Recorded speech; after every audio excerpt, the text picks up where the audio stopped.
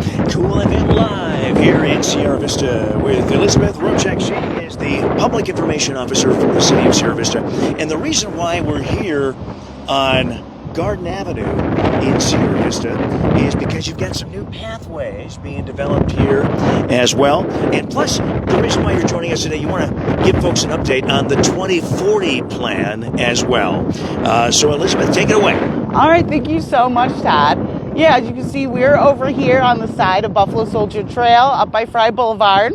There's currently a multi-use connectivity path project happening here that runs from Golf Links Road, connecting a path there, up here to Fry Boulevard to the west end.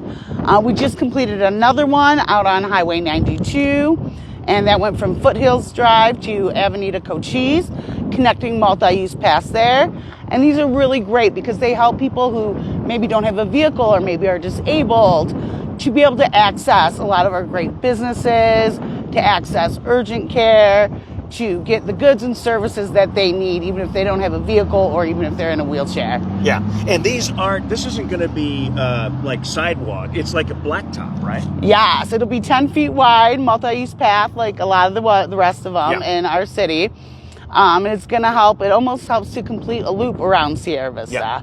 And it'll be connecting to some,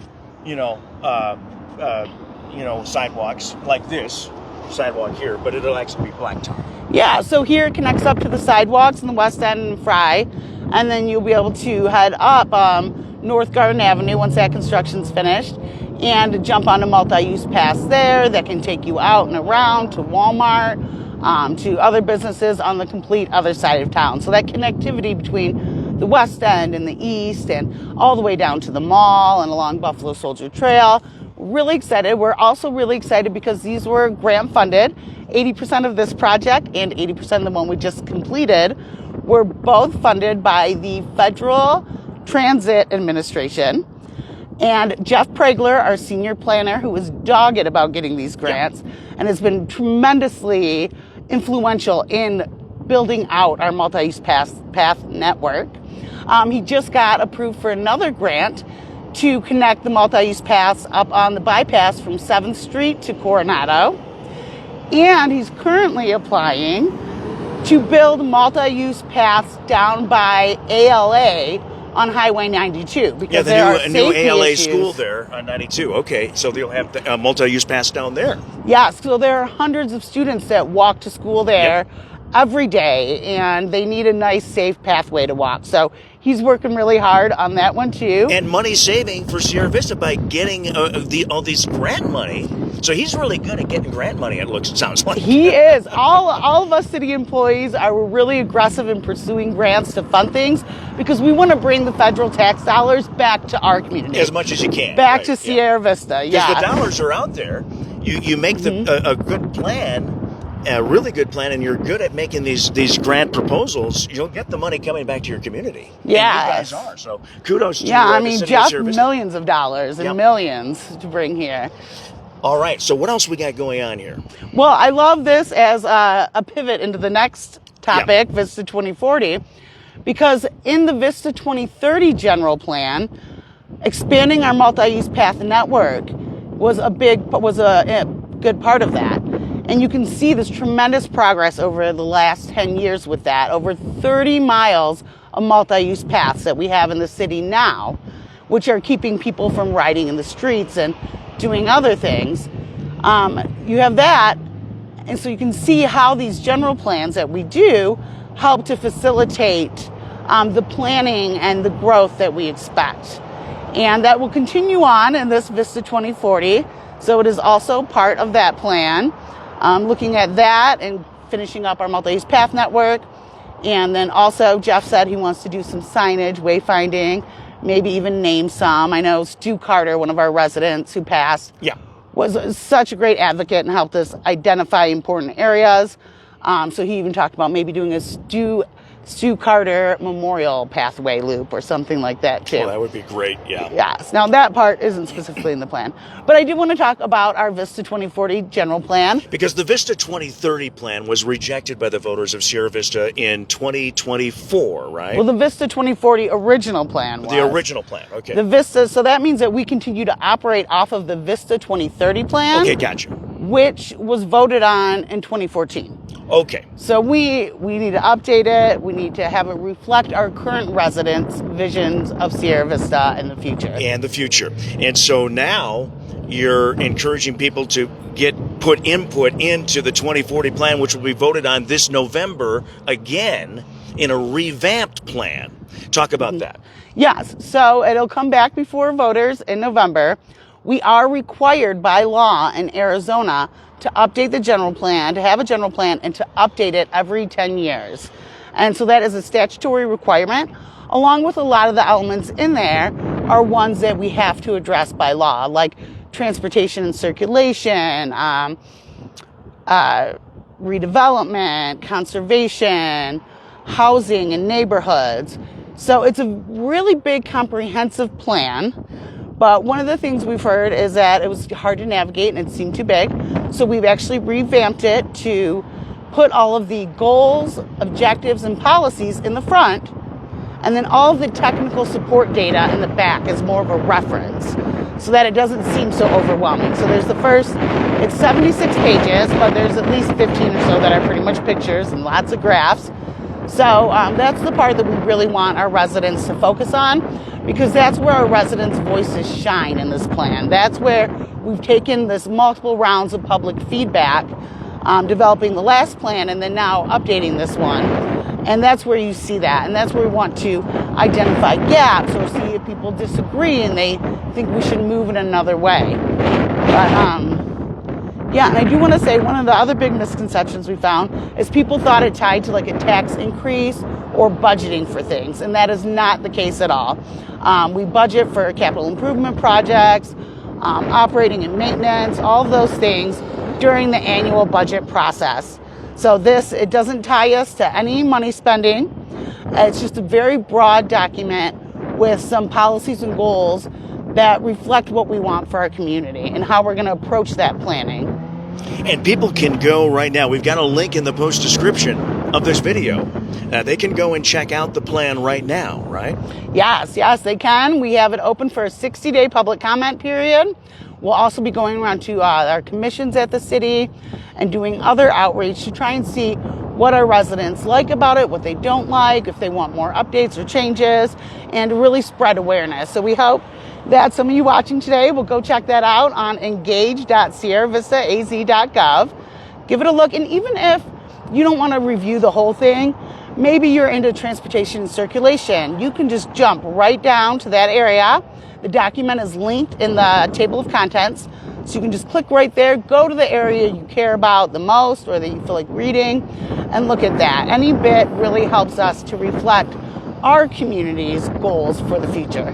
And now Anthony is asking, does it account for possible mishaps along the way? I don't know if you can understand what he might be meaning. Well, it's a flexible document. So it outlined in there, which gets down into the technical parts, are the ways that it can be amended and things. So if something really changes and we need to amend it to reflect those changes and circumstances or, technology innovations or whatever it is, there's a process for amending the general plan. So it is versatile also. Okay. All right. Well, that's good to know. So folks, go check it out. Give your input. If you voted this down the last time, you have to put your input in. And you have also been listening to people, too, so far, I understand, Elizabeth, where you have made some changes from what the public has been asking. Yes, we have. One of the big things that we saw in some of our last surveys, too, is people were really concerned about affordability. So we have this area that talks about housing affordability. Now, that doesn't mean that the city's going to go out and build affordable housing. We don't develop like that. The city isn't a developer. Right, but what we can do and what's in the plan is that we can expedite permits and things for developers who want to build maybe townhomes or duplexes or low-income housing. And we've already been working on things like this. Like you look at Casa del Sol, who provides low-income housing for seniors, and we can waive some of those development costs. That way, it really helps to incentivize developers coming down and building the kinds of houses that Sierra Vistans have told us that they want and they need. Yeah, they want more affordable housing here, and now the city, it sounds like, is doing the things to be proactive to get developers to want to come down here and spend the kind of money that needs to be spent for this housing to have more affordable housing. But the city can only do so much. But what they can do, you're trying to do, it sounds like, with this new 2040 revision. Yes, and there's a lot of great stuff in the plan. A lot of it builds off of things we've done in the past Sure. and the strides we've made, and now looking to the future, which is why it's important to update, because you enhance things and you want to move forward. And it's very community driven, and it's people, I think, get also really worried about this plan means there's going to be huge growth and that we're going to ruin the small town charm. No, this plan, it's very small growth and steady growth. We get those predictions from the state of Arizona. We're predicted between now and 2040 to have about a 1,500 person population increase over that 14, 15 years. So we're just planning for that. And what that looks like when we look at that and we go, oh, we're not going to have this population explosion. So what are our planning efforts? And that looks like investing in the infrastructure we already have, because we don't need to build roadways and things out further when we don't have development out there, and we don't expect to have a tremendous amount of development out there. So reinvesting in the streets that we already have and the facilities that we already have, and to increasing the quality of life here. It also has some great stuff about increasing economic opportunity and supporting small businesses. Small businesses are the lifeblood of a rural community like ours. And so it really prioritizes being able to help small businesses and develop entrepreneurs and the people who are going to be the big drivers of our economy in the future. Even though they're all smaller businesses, that's really what keeps us going here. So a lot of great things to check out, and we hope people will take a look and let us know if we missed something. I mean, this is a document to serve us and the community, and we're all community members here with you. We either live in Sierra Vista like myself or right outside, but we all work here and we care about this community. We try to do our best to support what the community wants and to push forward their vision. But we need to know what that is first. Yeah, and you've got it laid out right now, and you've even got it laid out in simpler terms than in the past, you were telling me. So that if certain things went over people's heads, you've got some footnotes and making it easier to understand too. Yes. I mean, it's written by planners. It can be a little dry at parts, And so one thing to keep an eye out for too is following the city on social media. Yeah. Because we have some social media campaigns planned that are going to take the goals and the policies and objectives and then say, what does that mean for Sierra Vista in the future? What does that look like? Because I think there's a little bit of a disconnect, and it's a complicated subject, really, when you're looking at this general plan and how it affects, day-to-day life, because it doesn't get into specifics. It doesn't say we're fixing this road in this year and this building in this year. It's broader, much broader. So we're going to get into some of those and then tell you what that looks like, what it's looked like in the past, how you could see similar items and how that, went forward, and what that might look like for our future. And because it's a policy document. Council has to, when they're looking at passing and approving things, we all refer to the general plan. The city staff refers to the general plan. So it guides our future. The Vista 2040 plan will be voted on in November, but your input is needed before it gets to the voting stage, and you need to do that now. You can go to the city website, right? Well, engage.sierravistaaz.gov, which is linked right here in the video. And so you can check it out there. You can get it on the city's website too. It's just a couple more clicks to get through. Okay, gotcha. So please, folks, put in your input. And maybe it's not on everything. Maybe it's a certain concern you have and an area you have. Then put your input in what most concerns you as well. All right, Elizabeth, sounds good. Thank you so much for this update. We'll be doing more updates down the road here each month on Cool FM Live. Any other final thoughts, Elizabeth, before we go? Just that you can learn more in your vistas that were just delivered to doorsteps on both of these topics. And you can also check out a jam-packed spring schedule of events coming to you from the city. Yeah, it's going to be a lot of fun coming up this year that the city is helping sponsor as well, too. So looking forward to those great events coming up. Thank you so much, Elizabeth Rochek, the Public Information Officer for the City of Sierra Vista, with another Sierra Vista City News Roundup. We'll see you next time.